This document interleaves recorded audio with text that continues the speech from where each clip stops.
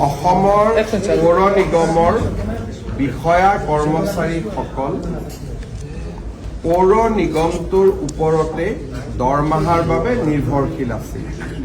যিসমূহ পৌৰ নিগম নিকায়ত যথেষ্ট ৰাজহ সংগ্ৰহ নহৈছিল তাৰ কৰ্মচাৰীসকলে বেতন পোৱাত সদায়ে অনিশ্চয়তা থাকিছিল। এক প্ৰকাৰ ক'ব গ'লে বহুতো পৌৰ নিগম নিকায় আছিলে য'ত 4 মাহৰ মূৰত কোনোবাই এমাহৰ দৰমহা পায়, কোনোবাই বছৰ বছৰ জুৰি দৰমহা নাপায়।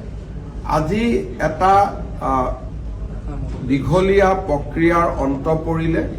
আজি আমি পৌৰ নিগম নিকায়ৰ 664 গৰাকী কৰ্মচাৰীক বা বিষয়াক আজি আমি প্ৰাদেশিকৰণ কৰিছোঁ। তাৰ ফলত এতিয়াৰ পৰা তেওঁলোক আন চৰকাৰী কৰ্মচাৰীৰ দৰে সমান সুবিধা লাভ কৰিব। নিয়মীয়া বেতন, নিয়মীয়া পেঞ্চন, নিয়মীয়া চিকিৎসাৰ ভাত্তা, ৰিইম্বাৰ্চমেণ্ট আৰু ছুটি, EL, CL, প্ৰেগনেন্সি লিভ, যিমান চাইল্ড কেয়াৰ লিভ, যিমান চৰকাৰী কৰ্মচাৰীয়ে সুবিধা পায় প্ৰতিটো সুবিধা আজিৰ পৰা আমাৰ নিগম নিকায়ৰ কৰ্মচাৰীসকলেও লাভ কৰিব। এটা বহুদিনীয়া প্ৰতীক্ষাৰ অন্ত পৰিলে। মই আমাৰ জয়ন্ত মল্ল বৰুৱা ডাঙৰীয়া আৰু গোটেই ডিপাৰ্টমেণ্ট অফ হাউচিং এণ্ড আৰ্বানক মই ধন্যবাদ জনাইছোঁ আৰু কৰ্মচাৰীসকলকো মই আজিৰ দিনটোত অভিনন্দন জনাইছোঁ। হয়, তেওঁলোকৰ মৃতদেহ ঘূৰাই নিবলৈ আমি প্ৰচেষ্টা কৰি আছোঁ। 2জন বৰাক উপত্যকাৰ, টোটেল অসমৰ 3জন। আমি যি ধৰণে পাৰোঁ পৰিয়ালকেইটাক সহায় কৰিম। বিৰোধী দলপতি দেৱব্ৰত শইকীয়াই কিছু সময়ৰ পূৰ্বে কৈছে যে মুখ্যমন্ত্ৰীয়ে অসমত ইমান সমস্যা আছে, তাৰপিছত বাওনাৰ সৈতে কথা পাতি একলচন ল'ব বিচাৰে। নাপায় বাওনা বুলি কাকো ক'ব। তেওঁলোকৰ কংগ্ৰেছৰ গোটেই ব্যক্তিসকলৰ মানসিকতাৰ তীব্ৰ স্খলন হৈছে। তেওঁলোকে জানে যে নিৰ্বাচনত হাৰিব আৰু তাৰ কাৰণে তেওঁলোকৰ ছ'চিয়েল মিডিয়াত অভদ্ৰামীৰ চূড়ান্ত পৰ্যায় পাইছে। যদি হিতেশ্বৰ শইকীয়াৰ ল'ৰাই এজন ব্যক্তিক বাওনা বুলি সম্বোধন কৰে, তাতকৈ আৰু স্খলন একো থাকিব নোৱাৰে। মই আশা কৰোঁ দেৱব্ৰত শইকীয়াই ক্ষমা খুজিব আৰু তেনেকৈ যাতে ভৱিষ্যতে কথা নকয় তাৰ কাৰণে নিশ্চয় প্ৰচেষ্টা কৰিব। আমি বুজিব লাগে যে মুখ্যমন্ত্ৰীৰ ঘৰত জন্ম লোৱা মানেই আমি নিজে কোনো ৰজা হৈ যোৱা নাই। আমি ৰজা, আনবিলাক প্ৰজা, সেই চিন্তাটো এৰিব লাগে। দেৱব্ৰত শইকীয়া, গৌৰৱ গগৈ দুয়োজনৰে মূৰত এই চিন্তাটো বহুত সোমাই থাকে যে আমি ৰজা সোণৰ চামুচ লৈ জন্মিছোঁ, গতিকে তেওঁলোকে সকলোকে যিকোনো ব্যৱহাৰ কৰিব পাৰিব। এই চিন্তাধাৰাৰ পৰা তেওঁলোক আঁতৰি আহিব লাগে।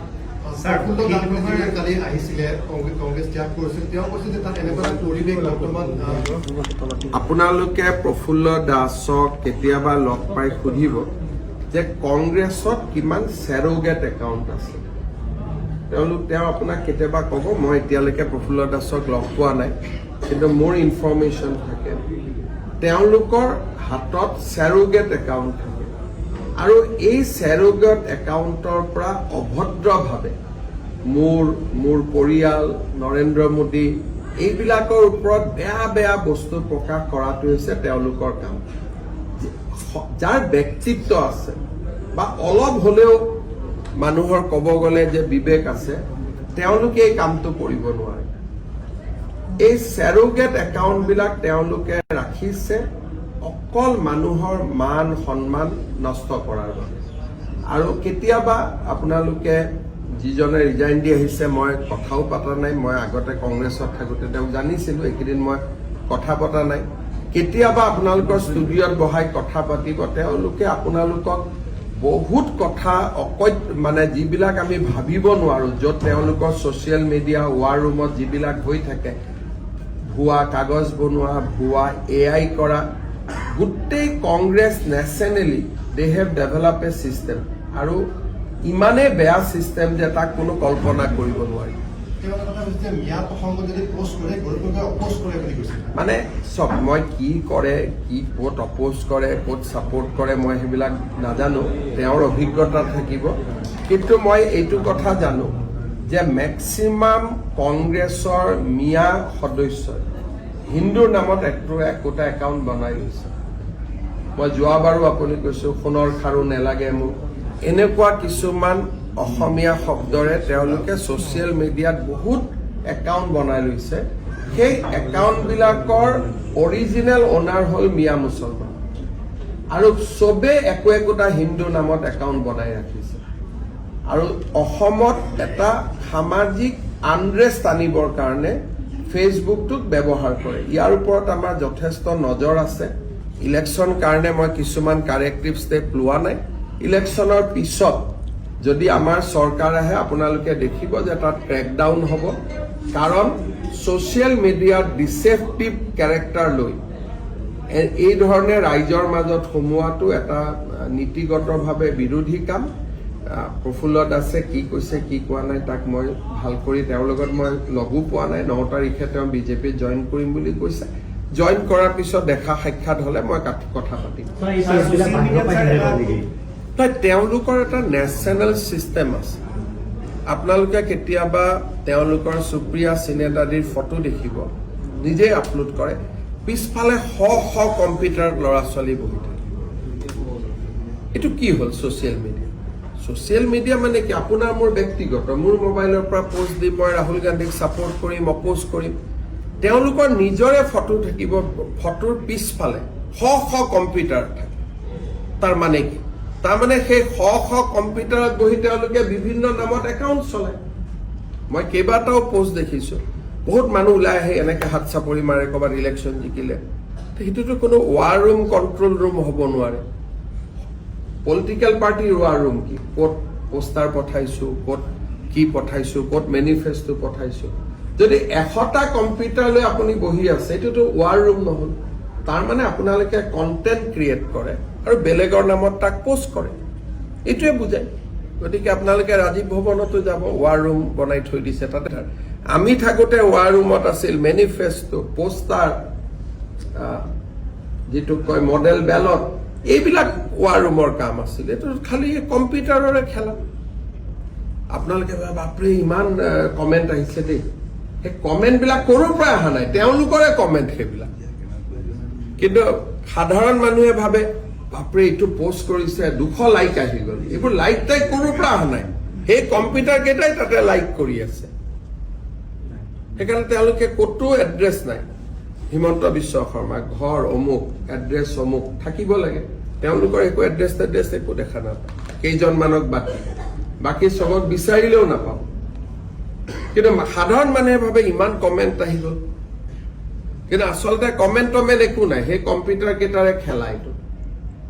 স্যাৰ, শেহতীয়াভাৱে ছ'চিয়েল মিডিয়াত অখিলৰ এগেইনষ্টে চাহ জনগোষ্ঠীৰ যিসকল লোক আছে তেখেতসকলে #এণ্টি আছামিজ অখিল বুলি এটা প্ৰটেষ্ট এটা হৈছে। অখিল গগৈৰ কথা মই ক'ব নাযাওঁ। পৰহি দিনাখন মোৰ কোনোবাই মোক ক'লে বোলে তই দাদা সাৰে আছে নেকি? বোলে সাৰে আছো। বোলে এটা পঠাই দিছো আপুনি চাওক, বহুত হাঁহিব পাব। তাতে এটা মই দেখিলো অখিল গগৈ ফেচবুকত তেওঁ লাইভ কৰিছে, আৰু যোনে তেওঁৰ এগেইনষ্টত লিখে নাম ধৰি তাক গালি পাৰি আছে। একদম মই নিশ্চিত যে অখিল গগৈৰ কিবা এটা হৈছে, কিন্তু কি হৈছে মই কোৱাটো উচিত নহয়। এইটো আপোনালোকে নিজে আন্দাজ কৰক। এই অমুক তই অমুক কৈছ, যি ধৰণে তেওঁ কৰি আছিলে মই গোটেই ৰাতি হাঁহিছো। গতিকে আজিকালি সেইকাৰণে ময়ো এক প্ৰকাৰ অখিল গগৈ এতিয়া ফেন টাইপে হৈ যাম এইবিলাক চাই বেছি ওলাই থাকিলে। ৰাতি চব কাম বন কৰাৰ পিছত ৰাতি অখিল গগৈ লাইভ চালে মনটো পাতলি যায়। কংগ্ৰেছৰ যিটো পইচা লেনদেন টিকটৰ নামত এইবাৰ এটা অডিঅ' ভাইৰেল হৈছে। 3 কোটি, তেওঁলোকে বৰ্তমান 1 কোটিকৈ এডভান্স বিচাৰিছে। আমাৰ ডিকি দত্তই তাত অলপ নেতৃত্বও লৈ আছে। গতিকে তেওঁলোকৰ চেনেল বনাই ৰাখিছে যে 1 কোটিৰ পৰা 10 কোটিলৈ এইবাৰ 22টা টিকটৰ দাম উঠিব। আৰু যিদিনাখনে টিকট এনাউন্স হ'ব আপোনালোকে ইমান ইণ্টাৰভিউ পাব যে মোক সুধিব নালাগে। 1 কোটি টকা এতিয়া কেইজনমান ঘৰুৱা কথা ক'ব নাপায়, মই পিছত ব্যক্তিগতভাৱে ক'ম আৰু মই বেছিকৈ কোৱাও বেয়া। 1 কোটি টকাৰ পৰা 10 কোটিলৈকে ৰেট উঠিব 22টা চিটত, বাকীত নাই। আৰু এতিয়া দিল্লীত তেওঁলোকৰ এখন মিটিং আছে। মিটিং হলে কি কৰিব লাগে? পাৰ্টীয়ে মানুহখিনিক লৈ যাব লাগে। এতিয়া গৌৰৱ গগৈয়ে কৈছে যে যিবিলাক কেণ্ডিডেট বিলাকে মানুহ লৈ যাব লাগিব। তাৰমানে কেণ্ডিডেটটো সকলো তুমি টিকট দিব নোৱাৰা, এইটো আনএথিকেল হ'ল নে নাই? তেওঁলোকে কৈছে এতিয়া আপোনালোকে চাব মিয়া এৰিয়াত প্লেনৰ আৰু ট্ৰেইনৰ টিকট কিনাত ধুম উঠি আছে। কিহৰ কাৰণে? গৌৰৱ গগৈয়ে কৈছে যে পাৰ্টীয়ে মানুহ নিব 300, প্ৰত্যেক জিলাৰ পৰা 10 জন কৰি, আৰু বাকী 14 তাৰিখৰ মিটিঙত যোনে যাব কেণ্ডিডেট বিলাকে লৈ যাব লাগিব। কিন্তু কেণ্ডিডেট বিলাককতো তুমিতো কেণ্ডিডেট মানে এইটোতো কেণ্ডিডেট নহয়, টিকট বিচৰা কেণ্ডিডেটে, টিকট ইলেকশ্যনৰ কেণ্ডিডেট এজনে হ'ব। বাকী কেইজনে কি কৰিব? বাকী কেইজনৰতো পইচা এনেই যাব। এইকেইদিন চবেই আপোনালোকে খবৰ কৰক, চবেই ধাম ধুম টিকট কৰি আছে। মই সুধিলো কিয় কৰি আছে? বোলে যিমান বেছি নিম সিমানে টিকটটো কনফাৰ্ম। এনেকে পাৰ্টি চলে নেকি? এইবিলাক মানুহে দুখীয়া দৰিদ্ৰ কেণ্ডিডেট, কোনোবাই মাটি বিক্ৰী কৰিব, কোনোবাই গাড়ী বন্ধকত দিব, কিবা কৰিব, মানুহৰ টিকটৰ কাৰণে এইবিলাক কৰিব। এই বাবা, ইমান ডাঙৰ পাৰ্টি, 300, 400, 500 মানুহ পাৰ্টিৰ পৰা লৈ যাওক। টিকেট খোজা মানুহবিলাকে মানুহ লৈ যাব লাগিব। পোৱাজনে লৈ গ'লে বেলেগ কথা। খোজা তাৰমানে একোটা মিয়া সমষ্টিত যদি 20 জনে টিকট খোজে, 20 জনে 50-50টাকে লৈ যাব লাগিব। এটা ক'ত পাব? গোটেই টিকটৰ দাম বাঢ়ি গৈছে। সেইকাৰণে টিকেটৰ দাম বাঢ়ি গৈছে। ৰেলৰ টিকট নাই, এইকেইদিন আপোনালোকে খবৰ কৰক। এইবিলাক হৈছে কংগ্ৰেছৰ ৰাজনীতি। আৰু মই ভিতৰৰ কথাখিনি গম পাই যাওঁ, ক'লে আকৌ ইনকুৱাৰী লগাই দিয়ে, কেনেকে গম পালে, কি গম পালে। গমটো তেওঁলোকৰ পৰাই পাওঁ। তেওঁলোকে যদি নিজৰ ঘৰতো কৈ দিয়ে, তাৰ পৰাও মই গম পাওঁ। তেওঁলোকে এইটো টেপ বন্ধ কৰিব নোৱাৰে। ইজনক ডাউট কৰে, সিজনক ডাউট কৰে। প্ৰথমে ডাউট কৰা কেইজনটো মিটিঙত যদি নাথাকে, তেতিয়া 3rd এজনক ডাউট কৰে, 4th এজনক ডাউট কৰে, 6th এজনক ডাউট কৰে।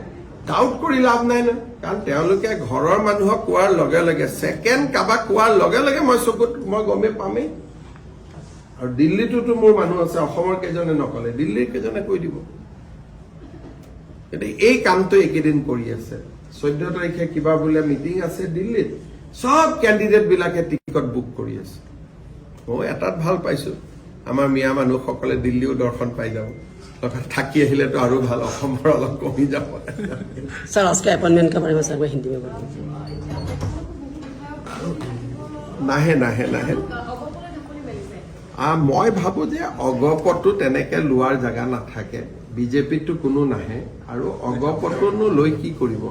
2-এজন ক'বাত যদি আগৰ পৰাই অগপৰ লগত ভাল আহিব, কিন্তু তেওঁলোকে এইবিলাক এনেই কৈ থাকে। চবেই কংগ্ৰেছত যিমান টকা লাগে দি হলেও টিকট ল'ব চেষ্টা কৰিব।